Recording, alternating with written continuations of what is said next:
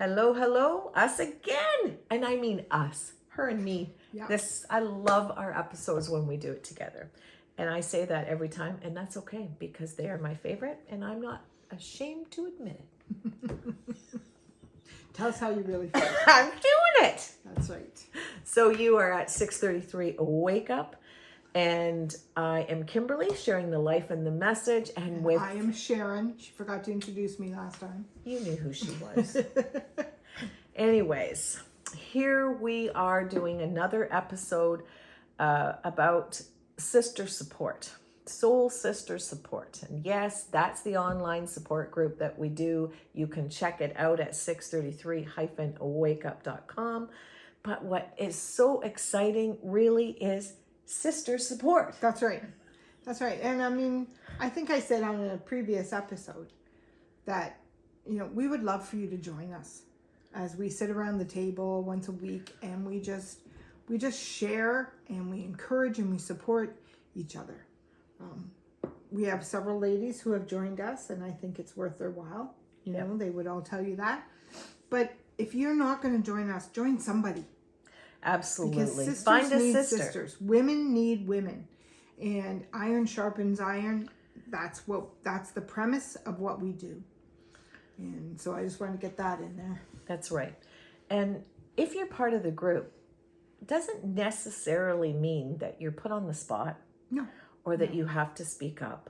It is a Zoom platform, but you don't even have to have your camera on. No. You don't have to have your microphone on. If you just want to come as a silent partner for a while or forever, that's okay. Because we believe that there's something for everybody. That's right. That, doesn't mean that you have to participate, although we love it when you do. But you'll want to. Once you get in and you see how zone. it is, it's generally very comfortable. And you're going to want to comment. Even if you don't bare your soul right away, I'm sure that you are going to find there are things that have happened to you in your life that come up in somebody else's, and you have something to share or encourage them with. And it just works that way. Absolutely. Absolutely. So I was reminiscing with Sharon. You should pray. Oh, yes. Of course we should pray. So, my prayer for us always in this is that we have eyes to see, ears to hear, hearts to receive and react for what God has for us. Yes. And today I submit and surrender this episode because we don't really know how we're going. We've decided that, we're not really doing prep. We are doing what we do. That's right. And that's kind of how it goes. She has always been a real homework prep person, puts a lot of time and effort into stuff, and then she doesn't use it. Yeah. Which I understand because, the first multiple times that I have publicly spoken, I used to do the same thing. Mm-hmm. I used to get all the scriptures and the points and circle and print it and have it out in this way and that way. And then I'd get up to speak and I never used any of it. No. So I feel like it's the people pleaser in me, which, we've talked about. yeah, last week.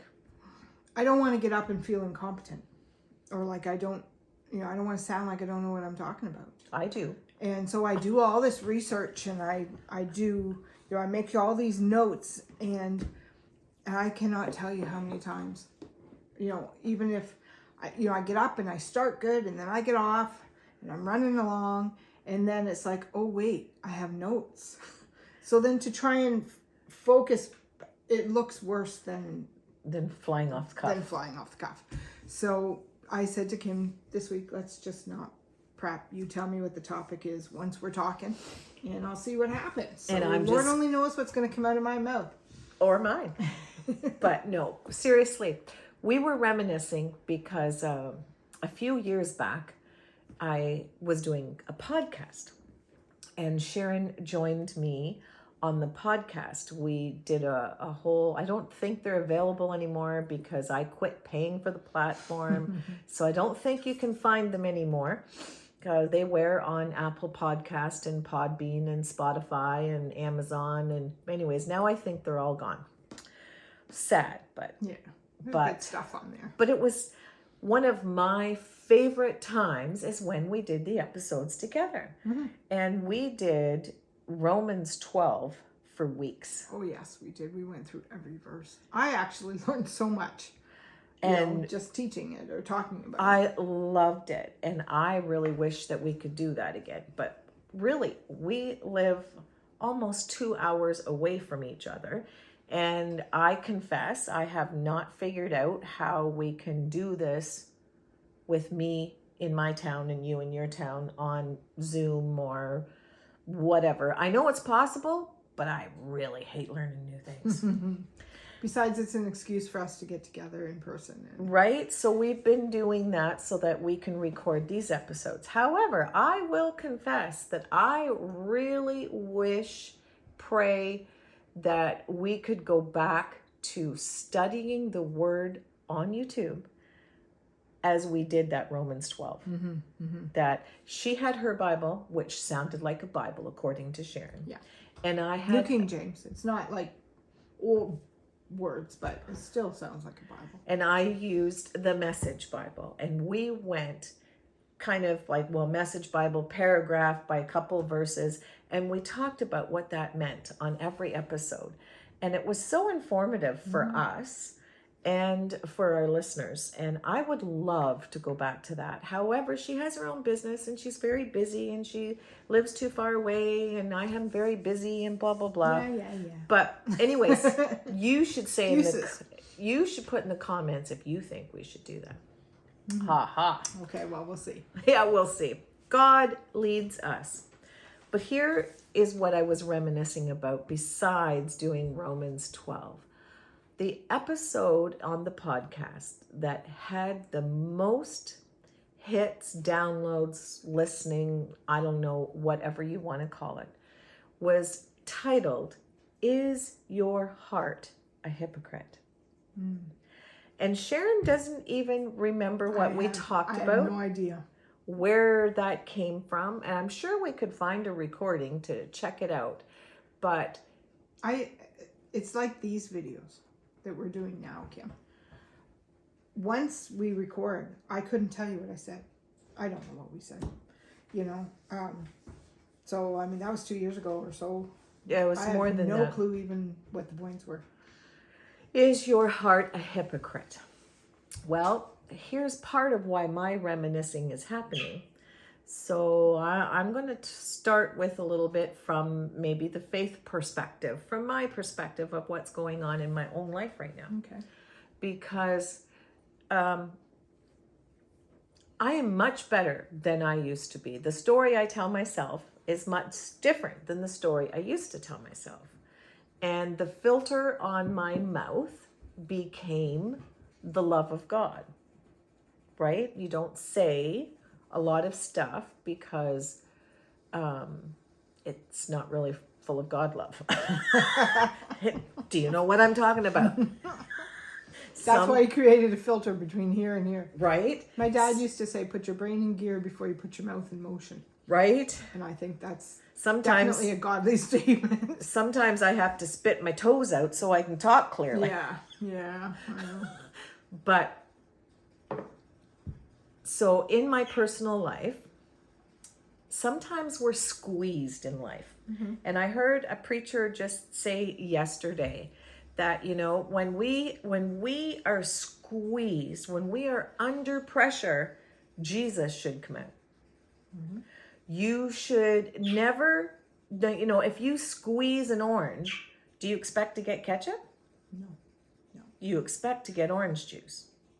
So if you are squeezing a Christian under pressure, what should you get? We should get Jesus. We should get that love of God that I'm talking about. So is your heart a hypocrite?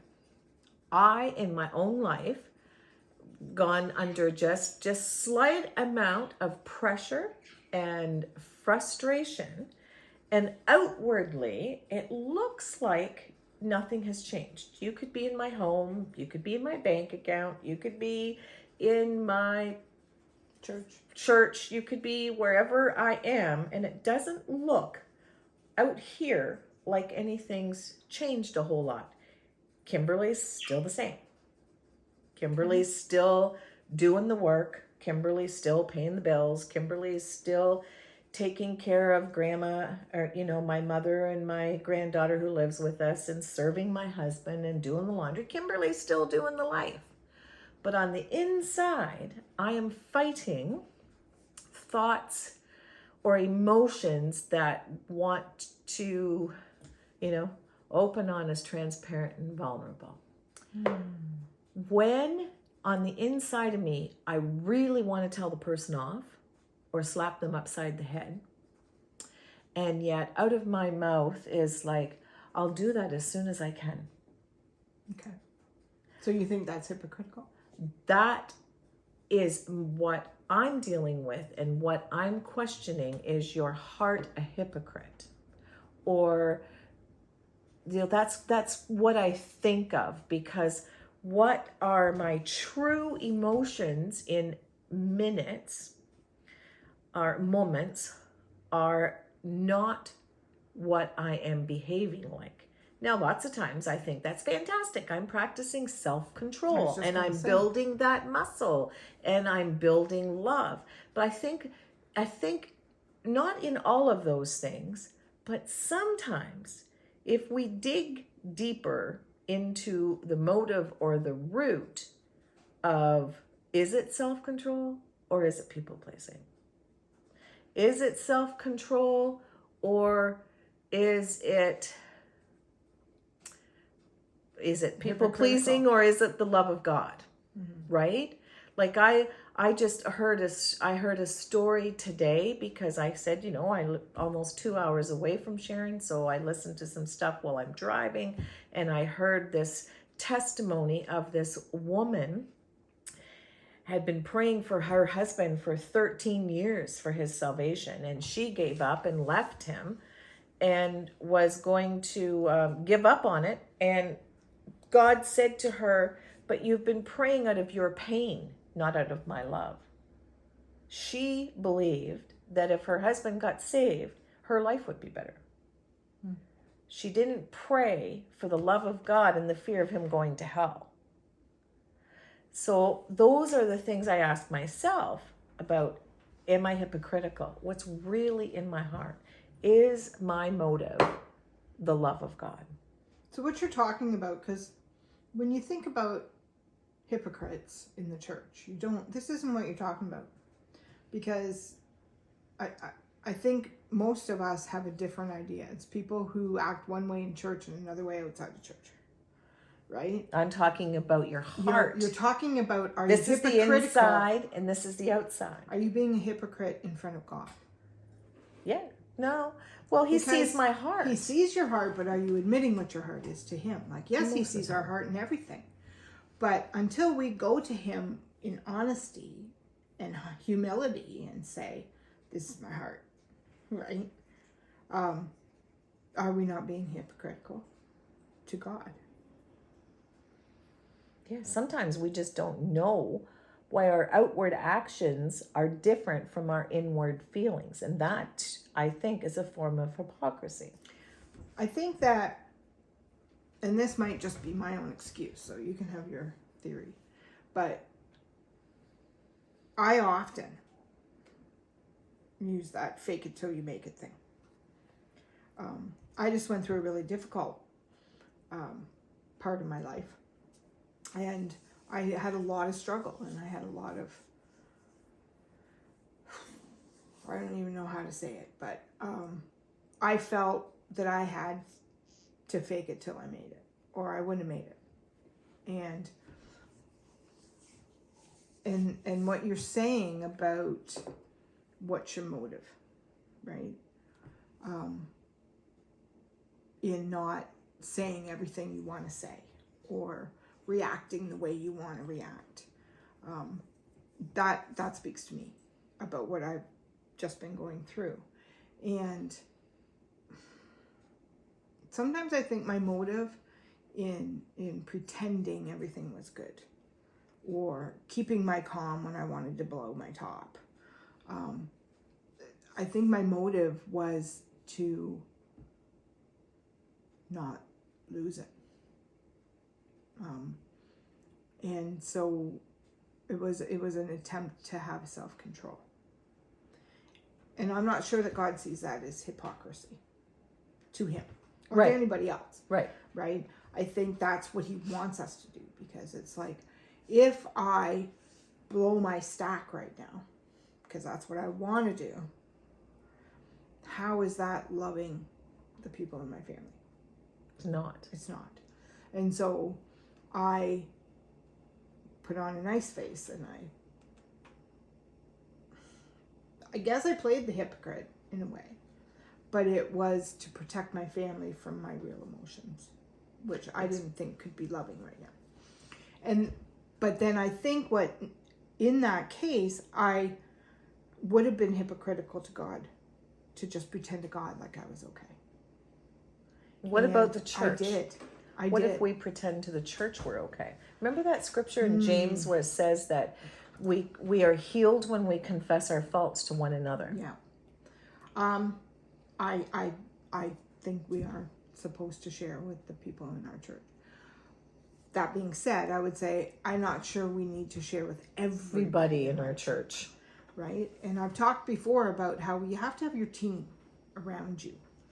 And your team has to be people who are weak where you're stronger, strong where you're weaker, someone who's going to lift you up, someone who's going to keep you grounded. Like, there's various people in your teams. And I'm a firm believer that although they don't all have to be from your church, they should be predominantly from your church or other Christians that you know. Yes. Because you have to come from the same place. But you don't have to get up in front of your church and tell everybody that you're losing it. Right. Right? But you do need to confess to other people so that they can help you carry that burden. Exactly. That's Right? good. Yeah. And so just true confession, when in the midst, the hardest part of the time that I just went through, I wasn't doing that. I was alone. I didn't even tell my husband. And that is not And that's right. not right. Because I also didn't go to God. Because I had it was a bit of pride. It's kind of one of my stumbling blocks. But it was also fear. Because I was alone. My son was in the hospital, and I was away at the hospital with him. And I felt that if I got before God, and I allowed how I felt to come through, even to God, that I wouldn't be able to continue. So that, hindsight, when I look back at it, I know that was lack of trust in God. That I probably would have had an easier time had I shared with him, even if I wasn't sharing with other people. And I'd had more support from the people in my life if I had reached out. Yes. So I think in that way, because I know the importance of those things, I was being hypocritical in my heart. Right. And I believe, and we all know this, whether we're being hypocritical or we're hiding or we're running or we're burying ourselves in everything that we can find to bury ourselves with, Don't we do that? to Stay run busy. from emotions, God sees us anyway. Yeah. You know, one of the Psalms, I can't remember now where it is. One of the Psalms says, I can go to where the dawn is and you're there. I can go over here and you're there. I can go here and you're there. And we cannot get away from God. And we're just, who are we being most hypocritical to is ourselves. Yeah. Because we cannot run from God. He always knows where you are. He always knows what you're running from. And he always knows what you're hiding. That's right. And if we know that as believers, then to act like we don't is being hypocritical. And so another part of why iron sharpens iron, why sisters support sisters, why friends are friends, is because we hold each other accountable to this. Yes. If I had been closer while you were at the hospital with your son, you would have called me on this. I would have called you on that. I would have caught it. I would have known it. because that's how close we are. But and truthfully, hindsight being God's sight, I should have known when she wasn't in keeping in touch with me that she's doing something. That's my tell. Because she doesn't just hide from God, she hides from our friendship, because you know that too can be exposing his love and my love for you, uncover things. That's right. And that's the importance of your team. That's the very importance of your having team. Your team around you. Yes. Because they help you to tell yourself the truth, to know the truth, to see you as you are. That's right. So that's what we have today, folks. Hope it gives you something to think about. Yeah, check your heart, and if we are hypocritical in any area of our life, what do we do about it? Well, I hate to tell you this, but you can't outrun God. You might as well go and repent and receive his forgiveness, because it doesn't matter if you do it this minute or 3 months or 3 years from now, it's still the same thing. Right. You must repent and receive his forgiveness, rise up and carry on. I did that. Finally, I did that. And I did that. I felt like I lost 300 pounds. That's right. The weight comes off right you. Off. Those boulders come off you, and we can help one another, right? So we hope that you will check out Soul Sisters. I hope that you subscribe and share these episodes for us, and that, I bless you. And I pray that you know that you are blessed, and that you go out and be a blessing. Bye.